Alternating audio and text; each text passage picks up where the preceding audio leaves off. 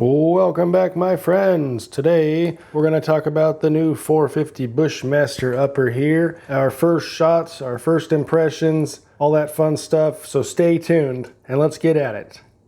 So first off, that's right, a new upper, a 450 Bushmaster here. This is from Bear Creek Arsenal.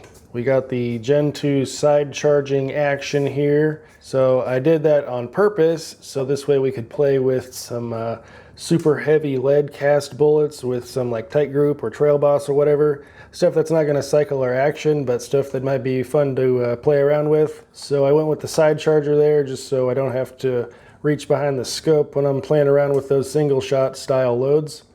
And I went with an 18-inch barrel. This thing is stinking huge. We've got an M-lock rail here. Nothing special, it's just a generic one they throw on there. You've got little QD sling attachments if you like. We got a cheap Vortex scope, Crossfire 4-12 by 40. Pretty nice piece of glass for, 150, 200 bucks, depending on where you find it when it's on sale or whatever. It does what I need it to do, and yeah, very nice piece for the money. And we went with some Weaver rings here. You can see there's barely enough clearance. Eventually I'll just get a QD style mount so I can maybe jump the scope around to different guns or uppers or whatever I'm playing with at the time. So we get to the range and I actually have some factory ammo, which is pretty rare for me, but I needed some brass and I actually wanted to see, like what the gun is supposed to do with a round that was made specifically for it. So on the box we say 2200 feet per second with the 250 grain FTX. And this is pretty much the ammo that everyone uses with their 450s and has great luck, great accuracy, a minute of angle or less. It's good stuff, so I grabbed a box just to help break in the gun and see what it's actually capable of before I go loading my own and jumping all around willy-nilly and all that stuff. I still have a few rounds left, but we used some to sight in and then I was just hitting some steel targets. But as we can see, absolutely no pressure signs on our primers. Nice rounded primers there. The only dings on our brass is from our bolt head, grabbing and pulling on the case head there. Other than that, no big deal. And we got some brass to use now. And before I forget, I'll mention I have a mid-length gas system with the longer barrel, in case anyone's wondering. I know the 16 inches usually have a carbine length, so if you're wondering, mid-length gas system there. So yeah, used the factory ammo to get sighted in. I was hitting right about there, but I don't have that piece of paper anymore. That got tossed. So once I was sighted in, I switched to some of my own hand loads. Same bullet, and some IMR4227. We started out with 33 grains, 3-shot group there. Velocity 1835. Spread of 33, deviation 14. Pretty mild recoil, and it did not cycle the bolt or, of course, feed a new round after that. Kick it up to 34 grains. 2 touching here, but 1 flyer. A little bit more recoil, still nothing bad. We're up to 1905 feet per second. Extreme spread of 88, though, and SD of 38, so you can see that opening up. Not a very good group there. And so at 35, you can see we have a 5-shot group. I had a couple random primers I just wanted to use up, and I was going to use them as sighters, but I was able to find some factory ammo, so I had 5 shots for this middle charge here. So 1, 2, 3, 4, 5.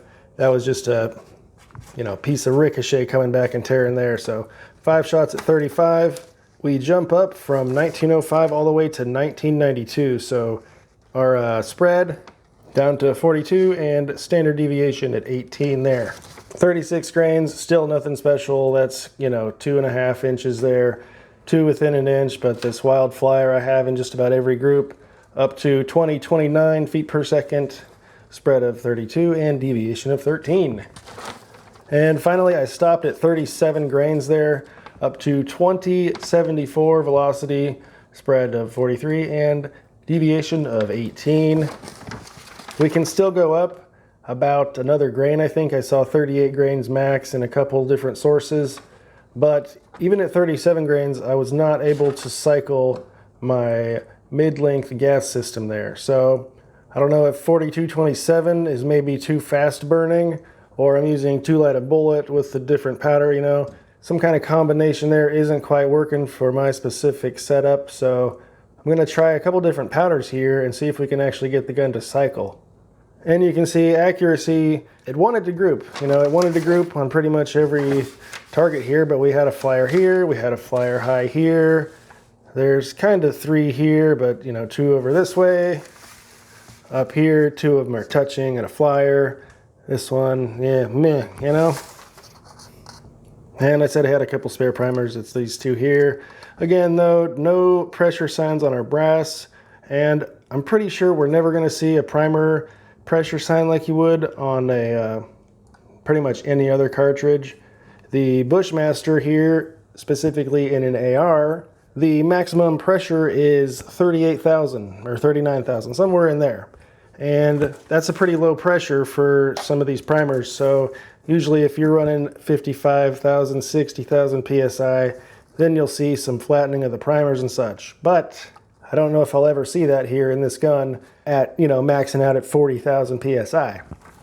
So after this target and the gun was no longer functioning, you know, I was kind of sad. I was like, darn, what happened to my gun? Because, you know, factory ammo, we were able to function. It cycled, I did 5 in a row off the magazine. Everything worked fine. So after this, I went back to 5 more shots, actually 6 shots of the factory ammo. So this is what we ended up with here. This was a cold bore shot because I had switched over and just plinked around with some other stuff. So this is a cold bore shot, and then this is 5 more here at 100 yards. So, you know, you can cover that with your thumb, and there's your cold bore. So not too bad with the factory ammo, but I need to be able to duplicate the accuracy and the functioning with my own hand loads. Because this crap's expensive. I'm not paying $2 a shot. Heck no, brother.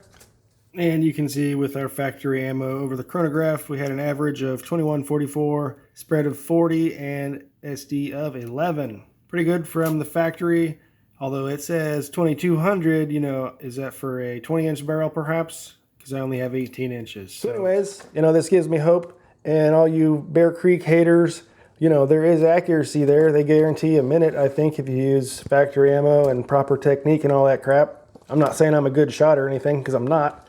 I was using a crappy plastic front rest, so I'm sure we could do better. I'm sure we could do worse. Anyways, I think I'm going to pass on the 4227 here for the Bushmaster. We might try some CFE Black, some Shooter's World Heavy Pistol. I've got Shooter's World SBR, which is actually made for 458 SOCOM, which is probably pretty similar to the Bushmaster here, so I might try that. It's supposed to give pretty good velocity, as well as I'm expecting function, good gas flow and all that stuff. People compare Shooter's World SBR to Accurate 1680, which is supposed to just pretty much function all the time and have pretty good accuracy and all that good stuff. So I think I'm going to try SBR next, but who knows? Anyways, that's just a quick recap here with my first range trip with the 450 Bushmaster. Stick around for lots more of this. I've got all kinds of cast bullets we're going to be getting into. And I was reading on the forums that you're going to want heavier bullets, slower powders with your longer gas system there. So I've got some 300 grain and 350 grain cast bullets ready to play with. So that should be pretty fun. So if I can find some accuracy and get it to function the gun, you know, that should be a pretty fun little range toy. Or heck, we might even take a deer or something with it. Anyways, if you enjoy this sort of content, feel free to like the video, subscribe to the channel.